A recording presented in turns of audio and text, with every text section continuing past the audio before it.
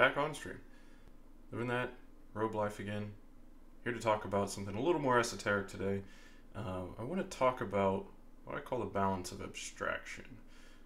Finding the right amount of sort of up in one's head to make sense of the world without actually becoming too divorced from our experience of it.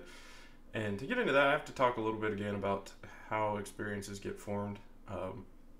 Being just a little bit less naive than sort of the usual approach to it, that there's a world out there and then we experience it, and taking into account the fact that we only get to experience out to the end of our nervous system, right? We have to rely on our senses for information about the world, and those that we don't have any direct experience of our sensory processes, right? A photon strikes the back of your retina and there's a protein that's folded a certain way, and the photon hits it and it crinkles another way, and that causes this entire chemical cascade that causes a whole bunch of neural signals to be fired down your optic nerve to your brain. You didn't experience any of that, right? So you just have to trust that your senses work and are working properly and giving you an accurate stream of information about the world, and then that stream of raw information has to be processed extensively to become an actual experience of the world. And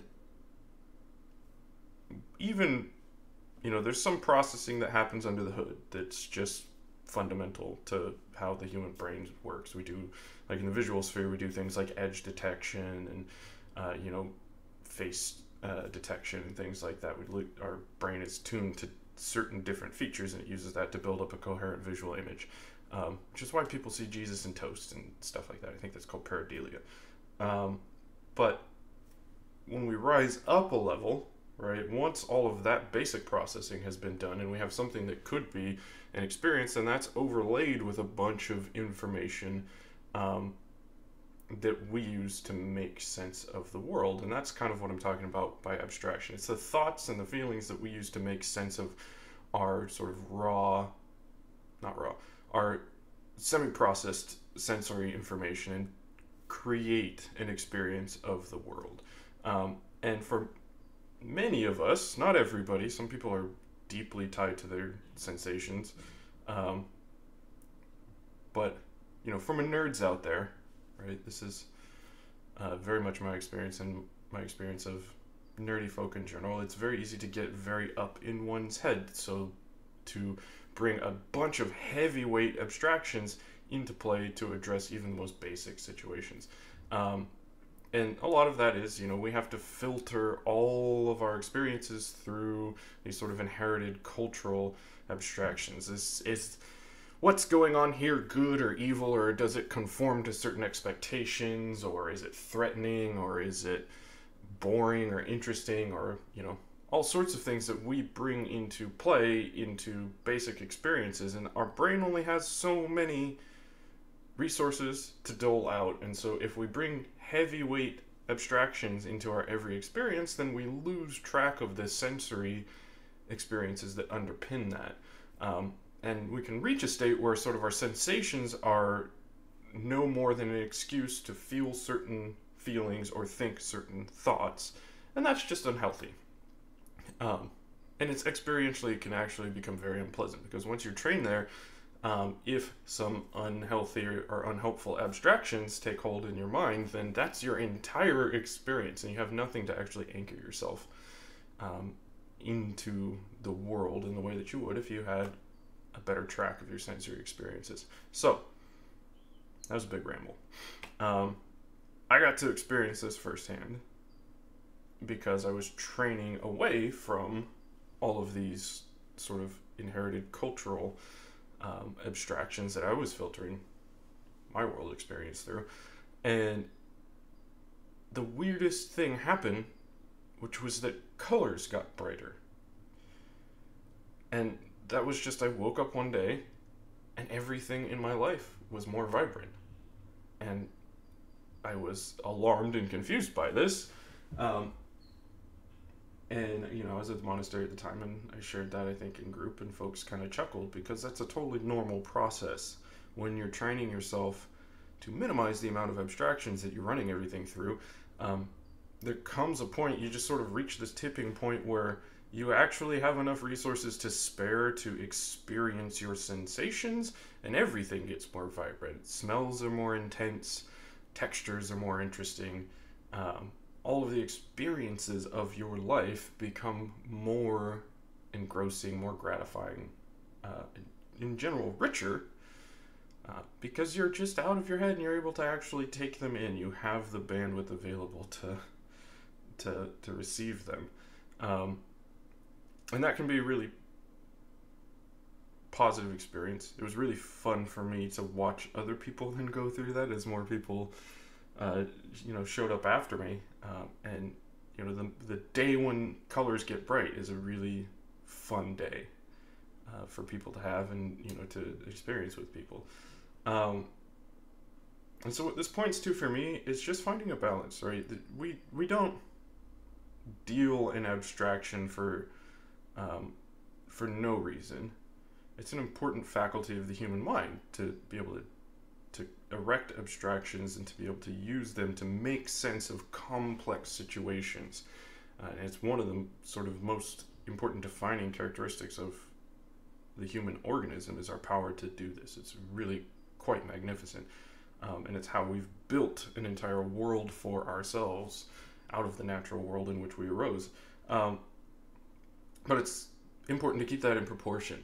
So to actually make sure that the degree of activity in your mind is proportional to sort of the degree of challenge offered by your experience. So when nothing's going on, the activity level should come down. You should be able to just take in your sensations without having a ton of abstraction running.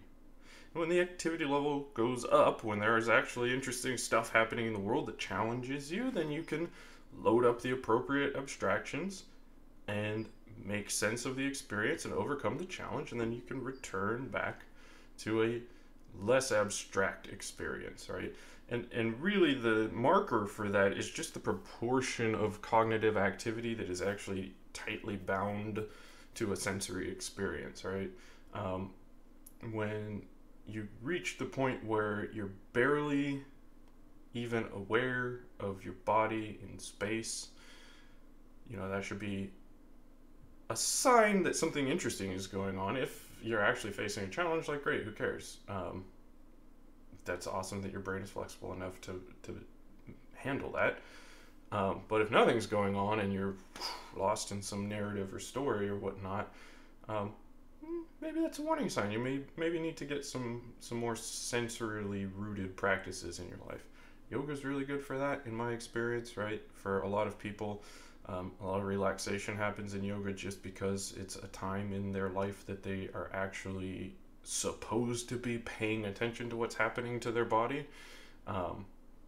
So that's something to consider, but there are all sorts of other, sporting activities or fitness activities or just general life practices that can sort of bring you back to experiencing your body.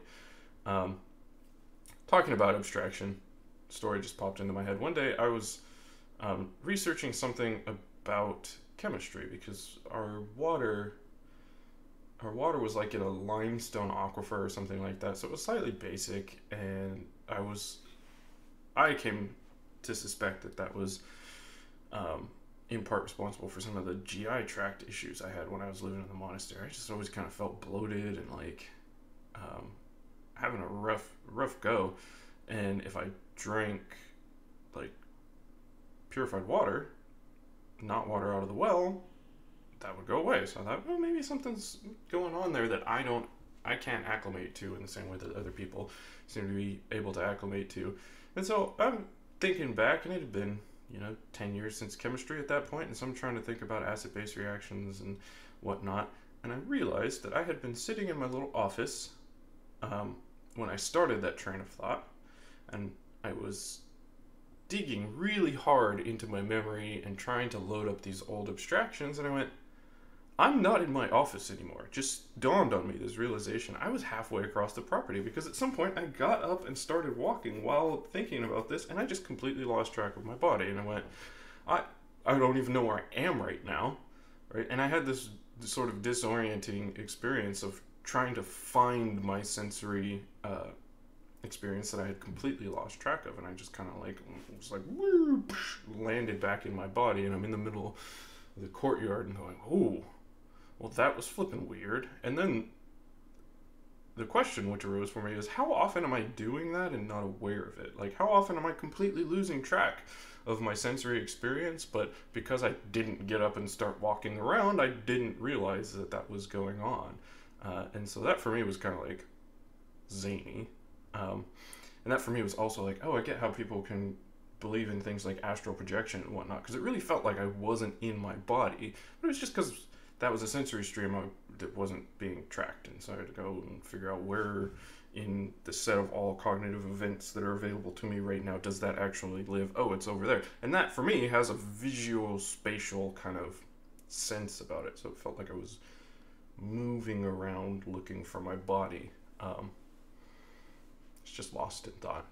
So that pointed me to the need to find a balance there and make sure to actually track that. And in that case, I was actually trying to work out something that required an abstraction, and I was working hard to find that abstraction. So it makes sense that I wasn't tracking my sensory information. But very often, I believe I slip into similar processes for no reason at all. Nothing's going on in my life that's challenging me. I'm just off in space. And so making sure to balance that out, making sure that abstraction is a tool to accomplish some purpose, right? It's a means to an end, not an end in itself. Finding more time for a sensory focused experience generally will pull you towards the sorts of awareness of cognitive events that are going to make other aspects of your life easier, and it's going to make it easier to be a happy human being. Because if you're lost in abstraction all the time, if that's your training, then when an unhelpful abstraction comes along, you have no way to get out of it. That's really unfortunate. And if you have the ability to slip into abstractions really easy, then you can be caught by a malicious abstraction much more easily. So you train yourself out of that, you get a better sense of what's going on at any given moment. You're in a space where you can use abstractions when they are needed and set them aside when they are not, and you're going to have an easier time of things. So that's my ramble about finding the balance of abstraction. That's all I got to say about that.